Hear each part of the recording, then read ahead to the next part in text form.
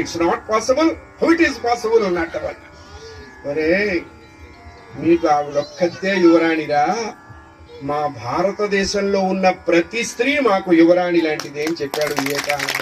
ఈ నా దేశం భగవద్గీత, నా దేశం అగ్ని పునీత సీత, నా దేశం పావన గంగ, నా దేశం కరుణాంతరంగా, దమయంతి, సావిత్రి, సత్యవతి, అనసూయ, సీత, ఇటువంటి మహాత్ములు పుట్టినటువంటి భరత భూమిలో మనం పుట్టామండి. అందుకు మనం సంతోషించాలి. అది మన ఆస్తి, అదొక్కటే ఆస్తి, మిగతాదెల్లా నాస్తి. చక్కని ఇల్లాలు ఆర్యాంబ, దేనికి లోపం లేదు. అయితే భగవంతుడు అందరికీ అన్ని ఇవ్వడండోయ్. అందరికీ అన్ని ఇస్తే వాడిని మర్చిపోయే ప్రమాదం. ఎంత గొప్పవాడికైనా అంత చింత పక్కన పెడతారు. గుమ్మడికాయ ఎంత కష్టం పెట్టి ఆ గుమ్మడికాయ పక్కన ఆవగింజంత అదృష్టం పెడతాట. అందుకని వీడు ఇంత కష్టాన్ని ఫేస్ చేస్తూ దాంతోకోసం బతుకుతూ ఉంటాట. ఎందుకు అన్నారు, అందరికీ అన్ని ఇస్తే ఇప్పుడు అడగండి ఎవరినైనా, ఏమంటే మీకు లైఫ్ ఎలా ఉంది, ఫస్ట్ అంతా బ్రహ్మాండం అని చెప్తాడు. బ్రహ్మాండంగా ఉందండి. ఇద్దరు కొడుకు అమెరికాలో ఉన్నారు, ఇద్దరు కూతుళ్ళు ఆస్ట్రేలియాలో ఉన్నారు, ఇద్దరు మనవాళ్ళు ఇంగ్లాండ్లో ఉన్నారు, ఇద్దరు మనవరాళ్ళు కెనడాలో ఉన్నారు. అంతా బాగుందండి. కానీ ఏమిట్రా, పడుకుంటే నిద్ర పట్టి చావట్లేదండి.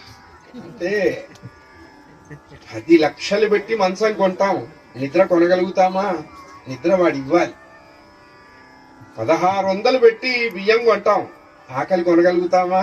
ఆకలి వాడు ఇవ్వాలి. అందుకనే మానవులు పరమాత్మని ఏమడగాలి అన్నారు, ఏవి పడితే అడగకూడదుట. ఆయన ఇంతకంటే గొప్పగా ఉంచమని నేను కోరను, ఇంతకంటే తగ్గించి మాత్రం ఉంచవాక. తగ్గించి ఎందుకు ఉండకూడదండి అన్నారు. ఏంలే, నన్ను నమ్ముకొని ఎప్పుడైనా మా ఇంటికి ఎవడైనా వస్తే వాడికి ఒక గ్లాసు మంచినీళ్ళు ఇవ్వాలంటే మా ఇంట్లోనే మంచినీళ్ళకు ఉండలేకపోతే నేను వాడికి ఏమి ఇస్తాను? అందుకు భగవంతుడిని అడగాలి. మనం తింటాం, మనం పడుకోవటం, మనం ఆనందానికి సంబంధమే లేదు. మనం ఎందుకు భగవంతుడిని అడగాలి అన్నారు. ఎప్పుడైనా ఎవడైనా మన ఇంటికి మనల్ని నమ్మి మన ఇంటికి వస్తే వాడికి అంత అన్నం పెట్టడానికి అన్నం ఉండాలి. మనం బ్రతికున్నంతకాలం ధర్మాన్ని ఆచరిస్తూ ధర్మ కార్యాలు చేస్తూ వెళ్ళిపోయినాం. మనం వెళ్ళిన తర్వాత దాన్ని కొనసాగించడానికి సంతానం ఉండాలి. అది అంతేగాని ఆస్తులకి అంతస్తులకి పిల్లలక్కర్ల. సంతానం లేక ఈ దంపతులు చాలా బాధపడి వాళ్ళకి పక్క క్షేత్రం తిరుచూరు అని గొప్ప శివక్షేత్రం, అక్కడ అగస్త్య మహర్షుల వారు. అందుకనే మానవులకి కష్టం వచ్చినా, సుఖం వచ్చినా, ఆనందం వచ్చినా, లేనిపోని నీరసం వచ్చినా భగవంతుడితోనే చెప్పుకోవాలి, ఇంకెవ్వరితో చెప్పుకోకూడదు. మానవులతో ఎన్ని కామెంట్లో వాడికి అవసరమా? అందుకనే మానవులని ఆశ్రయించి బాగుపడ్డ వాళ్ళు లేరు. భగవంతుణ్ణి ఆశ్రయించి ఆయన ఇవ్వటం ఆలస్యం అవుతుంది, రెండో దాని అవసరం లేకుండా ఇస్తాడు. ఇచ్చిన మనం కూడా ఉందాం.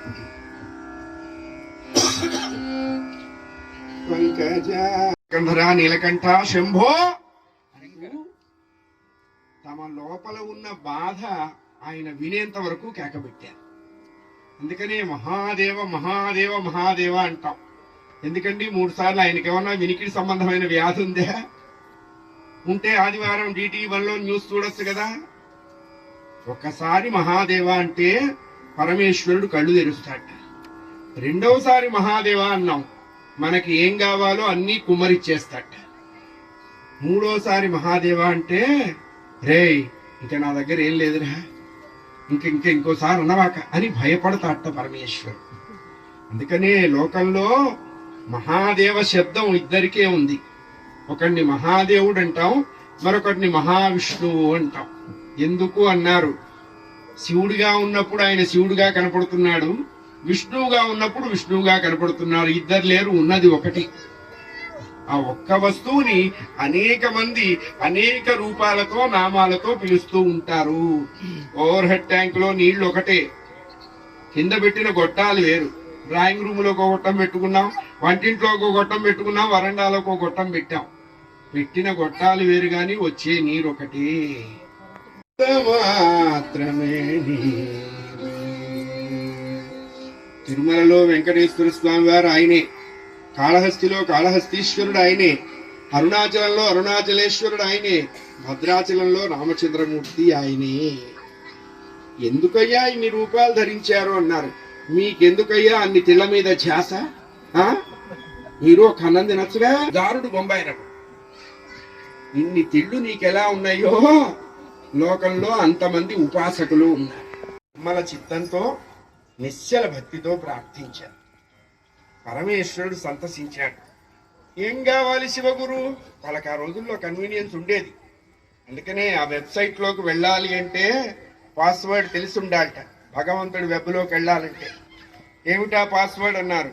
భక్తి, జ్ఞానము, వైరాగ్యము. దాంతో లాగిన్ అవ్వాలి. దానికి సర్వర్ డౌన్ అవ్వటం, వైరస్ పట్టడం, సిగ్నల్ అందకపోవటం ఉండలేదు. 24/7 365 days నువ్వు ఎంటర్ అయితే చాలు, నువ్వు లాగిన్ అయితే చాలు. నరకం చూపిస్తూ ఉంటే ఈ పాపిష్టి వాడు ఎందుకని మనం ఏడుస్తూ ఉంటే. అందుకనే సంతానంలో మొదటి బ్యాచ్ని పుత్రులు అన్నారు, తర్వాత బ్యాచ్ని కొడుకులు అన్నారు. పుత్రుడంటే ఎవరు అన్నారు? జీవతో వాక్యకరణ. తండ్రి మాటకు ఎప్పుడూ ఎదురు చెప్పకుండా ఉండేవాడే ఒక రాముడు, ఒక కృష్ణుడు, ఒక ప్రహ్లాదుడు, ఒక ధ్రువుడు, ఒక అంబరీషుడు, వీళ్ళే పుత్ర శబ్దం. ఎందుకంటే తల్లిదండ్రులకు 28 నరకాలు. తప్పించేవాడిని పుత్రుడు అన్నారు, చూపించేవాడిని కొడుకు అన్నారు. మాకు మంచి సంతానం ఇవ్వయ్యా అన్నారు. ఈశ్వరుడు నవ్వాడు. మళ్ళా వాళ్ళు వీళ్ళు ఎందుకయ్యా, నేనే మీకు కుమారుడిగా పుడతాను. అది అదృష్టం అండి. మనకి ఇచ్చేది ఆయనే ఇస్తున్నాడు. మనకి ఎప్పుడు ఏది, ఎక్కడ, ఎందుకు, ఎలా ఇవ్వాలో ఆయనకి తెలుసు. ఆయన ముందు మనం కక్కుర్తి పడకూడదు, మైల పడకూడదు. భగవంతుడిని ఒక్కటే అడగాలి. ఏమడగాలి? నాయనా, చెడిపోనటువంటి జ్ఞానాన్ని మాకు ప్రసాదించు, తగ్గనటువంటి జ్ఞానాన్ని మాకు ప్రసాదించు. జ్ఞానం ఒక్కటి ఉంటేనండి ఏమీ లేకపోయినా బ్రతుకుతాం. అన్నీ ఉండి జ్ఞానం లేకపోతే శవానికి చేసిన అలంకారం ఎంతటిదో జ్ఞానం లేని జీవితం కూడా అంతటిది. నిర్మల భక్తి ఉండాలి. ఆ భక్తి కూడా నిశ్చలంగా ఉండాలి. సావో రేవో నీ దగ్గరే తెలుసుకోవాలి అంతే.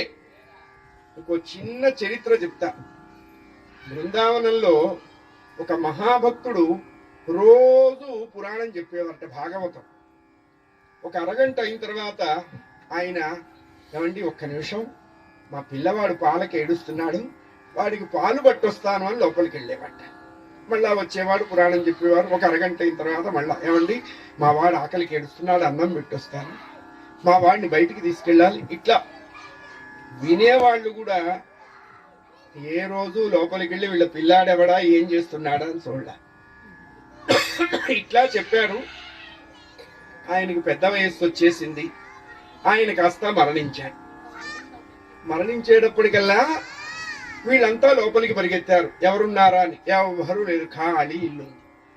సరే ఏం చేస్తారు, ఎవరు లేరు, దిక్కు లేనివాడు అని వీళ్ళే ఆ యమునా నది దగ్గర ఆయన్ని కట్టెల మీద పేర్చి చితి పెట్టబోతున్నారు. అప్పుడు ఓ 11 ఏళ్ల పిల్లాడు, అయ్యా అయ్యా అయ్యా అయ్యా అయ్యా ఆగండి ఆగండి ఆగండి ఆగండి ఆగండి ఆగండి బాబు ఆగండి, నేను గ్రామాంతరం వెళ్ళాను, మా నాన్నగారు చనిపోయినారని ఆ ఊళ్ళో వాళ్ళు చెప్పారు, పరిగెత్తుకుంటూ వచ్చానండి.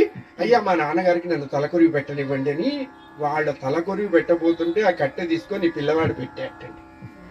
సరే శవం అంతా దహనం అయిపోయిన తర్వాత దహనం అయ్యేంత వరకు ఆ పిల్లవాడు అక్కడే ఉన్నాడు. వచ్చిన వాళ్ళంతా స్నానం చేయాలిగా. స్నానం చేసి యమునలో మునిగి లేచారట. ఇక్కడున్న పిల్లవాడు కనపడలే, అదృశ్యమైపోయాడు. గబగబా పరిగెత్తుకుంటూ వెళ్ళారు. రోజు ఆ బ్రాహ్మడు ఆ ఇంట్లోకి వెళ్ళి మా పిల్లాడికి పాలు పెడతా, పెరుగు పెడతా, అన్నం పెడతా అన్న చోట ఒక కృష్ణ పరమాత్మ యొక్క దివ్య విగ్రహాన్ని వీళ్ళంతా దర్శించారు. రాధా కృష్ణ పరమాత్మకు